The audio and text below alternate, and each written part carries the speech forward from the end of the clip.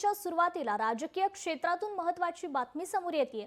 भाजप नेते गणेश नाईक आणि एकनाथ शिंदे यांच्यातील वाद आता विकोपाला पोहोचलाय।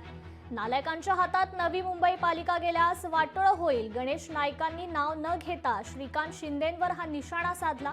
तर 14 गावं आम्हाला नवी मुंबई मनपाच्या हद्दीत नकोत असं नाईक म्हणाले। कुणाच्या तरी लहरीपणाचा बोजा आम्ही नवी मुंबईवर का टाकू असा देखील सवाल त्यांनी उपस्थित केला।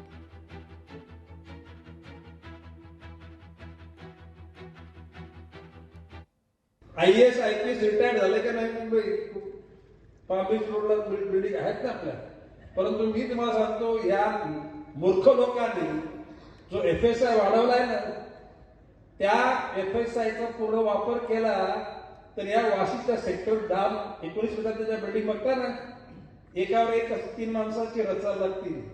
आणि मी तुम्हाला आज लिहून घ्या, जर का जो FSI जो UDने जर सँक्शन केला आहे ना तो पूर्ण वापरला गेला तर या शहराची वाट लागून जाणार आहे। आज तरी नवी मुंबईमध्ये पाणी काही ठिकाणी फक्त साचतं नवी मुंबई, कारण तशा प्रकारची रचना पण नाल्यांची केलेली आहे, नवी मुंबईच्या रस्त्याची तशी रचना केलेली आहे। परंतु भविष्य काळाची आणि या नालायक लोकांच्या हातात जर ही महापालिका सत्ता गेली ना तर समजा वाटोळं झालं असेल त्या शहरात। लोकशाही मराठी ऐका, पहा, जागरूक रहा।